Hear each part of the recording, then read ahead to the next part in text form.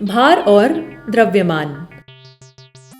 विज्ञान की भाषा में द्रव्यमान शब्द का प्रयोग बहुत होता है, लेकिन एक शब्द ऐसा भी है जिसे आप विज्ञान पढ़ने से बहुत पहले ही सीख जाते हैं।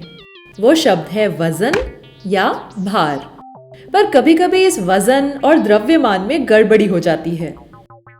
चलो देखते हैं कि असल में ये है क्या और इन दोनों के बीच ये गड़बड़ या भ्रम उत्पन्न ही क्यों होता है। जरा इस आदमी को देखें जो चावल की एक भारी सी बोरी उठाने की कोशिश कर रहा है। बोरी को उठाने के लिए उसे बहुत ज्यादा प्रयास लगाना पड़ रहा है।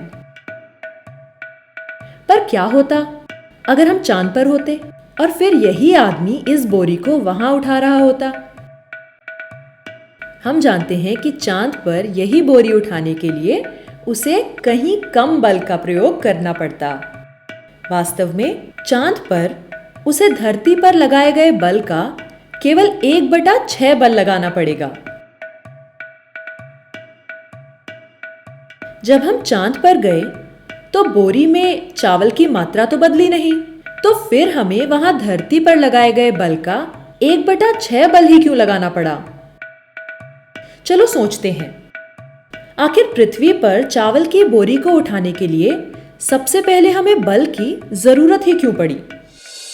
ऐसा लगता है मानो बोरी को नीचे से कोई चीज अपनी ओर खींच रही है और उसे उठाने के लिए उस आदमी को विपरीत दिशा में यानी ऊपर की ओर बहुत ज्यादा बल लगाना पड़ रहा है।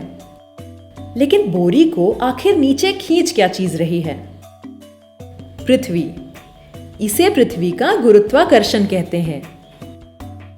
और जब आप चांद पर होते हैं तो चांद उस बोरी को अपनी ओर खींचता है। इसका मतलब है कि चांद पर भी गुरुत्वाकर्षण तो मौजूद है, लेकिन चांद उस चावल की बोरी को पृथ्वी के मुकाबले कहीं कम शक्ति से खींचता है। और ये हम इसलिए जानते हैं क्योंकि चांद पर उस आदमी को वही बोरी उठाने के लिए पृथ्वी पर लगने वाले बल का केवल 1/6 बल लगाना पड़ता है। किसी भी वस्तु को उठाने के लिए जो बल लगाना पड़ता है उसे हम उसका भार या वजन कहते हैं। अब ध्यान देने वाली बात यह है कि जैसे ही हम उस वस्तु को पृथ्वी से चांद पर ले जाएंगे, यह बल बदल जाएगा। अब अगर आप किसी दूसरे ग्रह पर चले जाएं, तब भी यह बल बदल जाएगा। लेकिन रुको, पृथ्वी से चांद पर जाने में चावल की मात्रा तो बदली नहीं। फिर चावल की इस मात्रा को क्या कहते हैं? अब तक हम कह रहे थे कि बोरी में चावल है, लेकिन क्योंकि हम जानते हैं कि हर चीज पदार्थ से बनी होती है, हम कह सकते हैं कि बोरी में पदार्थ है। किसी भी चीज में कितना पदार्थ है यानी पदार्थ की मात्रा कितनी है, उसे हम उस चीज का द्रव्यमान कहते हैं। अब आप इस वस्तु को इस ग्रह से अंतरिक्ष में या कहीं भी दूर दराज कोने में ले जाएं, उसका यह द्रव्यमान नहीं बदलता।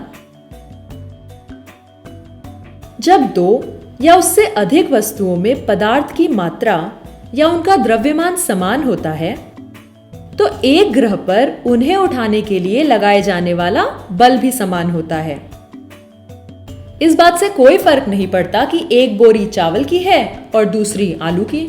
अगर उनमें पदार्थ की मात्रा समान है तो उन्हें उठाने के लिए लगाया जाने वाला बल भी समान होगा।